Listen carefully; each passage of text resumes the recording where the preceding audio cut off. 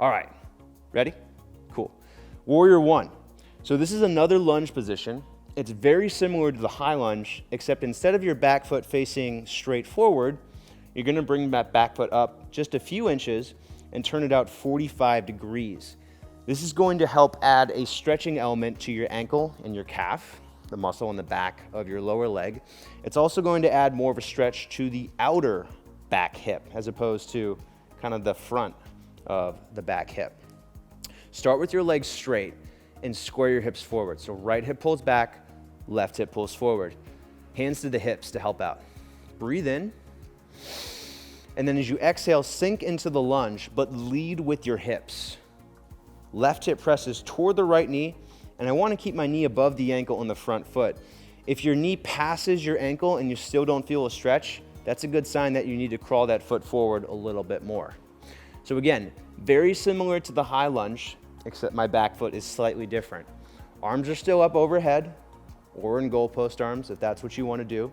You're going to feel a little bit more of a stretch here in terms of the outer back hip.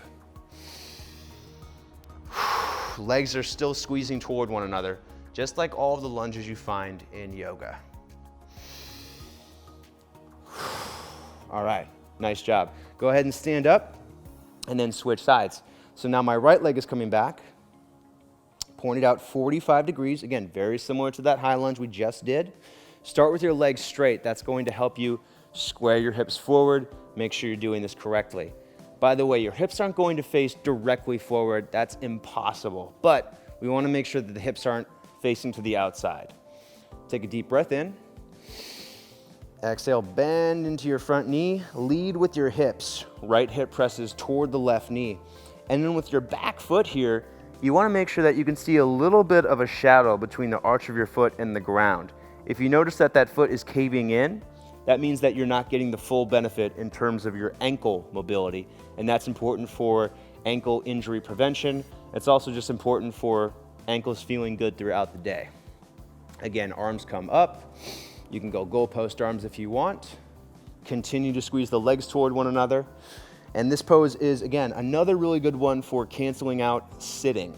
So if you sit for a long time during the day, a couple hours, even a couple hours is enough. Try to do this pose 60 seconds, once or twice per day is phenomenal for your hips.